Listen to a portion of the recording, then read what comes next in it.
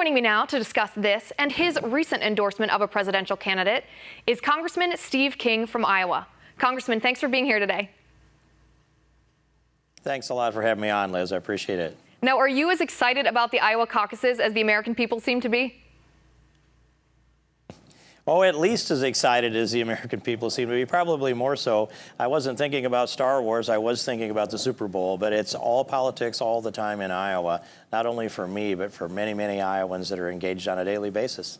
Now, like I said in my intro, the Iowa caucuses are not always an indicator of who will secure the nomination eventually. In your opinion, why are candidates and voters, including me, why do we put such focus on them? Well, I would say from the Republican side, there's two ways to look at this. One, you can say Iowa doesn't always direct or dictate who will be the next president. But on the other hand, you can look at this from the Republican perspective and conclude that Ronald Reagan opted not to engage in the Iowa straw poll, in the Ames straw poll in 1979.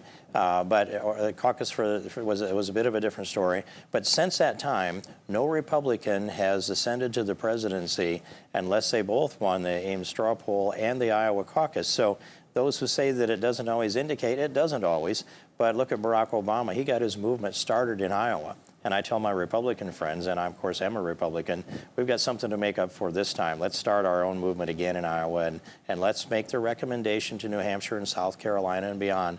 It'll be 1 or 2 tickets punched to New Hampshire, perhaps 3, most likely only 2 this time around. Right, and it's certainly exciting to have the first electoral event take place in that state. Now let's talk about the latest polls out of Iowa then. Senator Ted Cruz just surpassed Dr. Ben Carson for 2nd place in Iowa. Now both are behind Donald Trump. First of all, does it surprise you that Donald Trump continues to lead in the polls? Well, Donald Trump has surprised everyone from the time he entered into the race. In fact, I was probably one of the few people that wasn't surprised that he entered, but it surprised even his entry was a surprise to many. And then all along, he's broken the mold. He's set a pace that no one predicted. And since they didn't predict his ascendancy, neither can anyone successfully, I don't think, predict any decline in the matter of Donald Trump. He's holding his own pretty well. But it is true that Ted Cruz has closed within, according to a Quinnipiac poll, 2 points of Donald Trump, and that's well within the margin of error. So he's leaped up by 13 points in the matter of about a week as I watch these polling, Liz. Right. He certainly surpassed Dr. Carson, even if he's not quite to the point of Donald Trump. Now, you just endorsed Senator Ted Cruz for president. Why did you pick the senator from Texas to throw your public support behind? Well, I have this extraordinary privilege of knowing each of the candidates on a personal basis, and most of it on a professional basis as well. I like them all, I respect them all, and I could take any one of them as President of the United States. But because of this extraordinary privilege, I also have to examine their policies, their personalities, how they work with each other, how they work with their staff, how they interact with constituents. And then there is I'm always looking for a full spectrum constitutional conservative, one who checks all the boxes for conservatives. And Ted Cruz fits that better than anybody else. There's if you go down through a list of the things that conservatives believe in, pro-life, pro-marriage, a believer in the originalist with the Constitution, someone who believes in a strong national defense but is not engaged in overusing that, our military, someone who understands the rule of law, who will make the right appointments to not just the Supreme Court, but all of the federal courts. Ted Cruz fits all of those categories and more. And there's no one in the race that's smarter than Ted Cruz, and I sometimes introduce him by saying, you don't have to be this smart to be the President of the United States, but it'd help. But it's certainly an advantage. Now, you talk about all his conservative characteristics, all his qualities, all his history, and I would agree with you on all those things. He's certainly a proven constitutional conservative. But like it or not, an aspect of being elected to president is likability, is appeal to voters. Do you think Senator Cruz has what it takes personality-wise to get a general election vote? You know, people are always going to hypothesize on those things when they're advocating for another candidate. I know Ted Cruz. I know him very well. We've sat at one time for 5 hours and discussed everything you can imagine down into detail. I personally like him. I like him a lot. I watch the way he deals with his family, way his wife Heidi and Ted interact with those 2 girls. That we might be sitting in a stuffy meeting, and some would call it stuffy. I don't think so myself. And those girls will run by him and tease him a couple of times. And then it doesn't matter who's in the circle. Ted Cruz will jump up and chase those girls down and pick them up and toss them around, and they squeal. And it's the most fun thing to watch him with his family. And I'd say also, I'm just thinking of a time that we had a packed house in Harlan, Iowa, and I introduced Ted. He came in, he had to walk around the crowd, and when he got around the crowd, he couldn't have seen what was up front, but what was up front was 2 handicapped children and a pair of identical twins, a set of girls that were about 2 years old.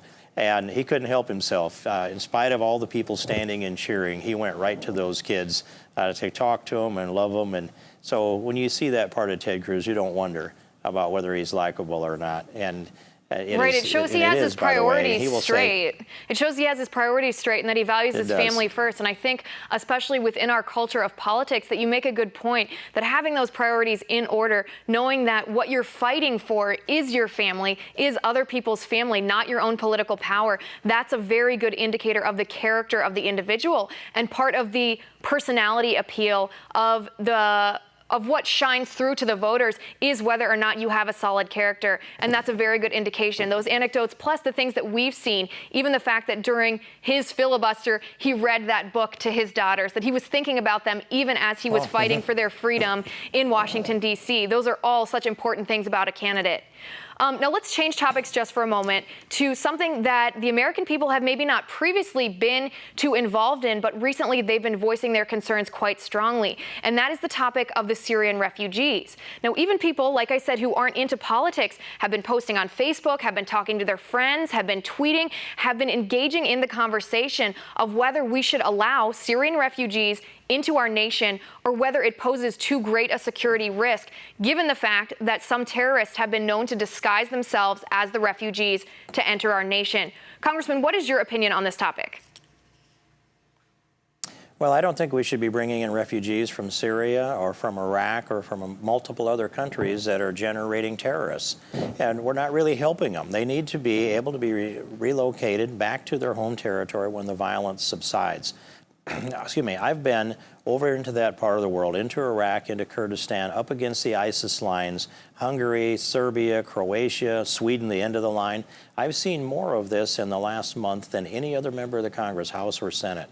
And I can tell you there is an epic migration that's taking place. It's at the behest of the imams who are telling their people, go migrate into Europe. Go establish your enclaves there, but don't commingle with the broader society. Grow the Muslim enclaves there. This is cultural suicide for Europe, and you can see it clearly in Sweden. And without going deeply into that, America doesn't need to do that. We can help people. We've helped a lot of people, and we've spilled a lot of blood in Iraq.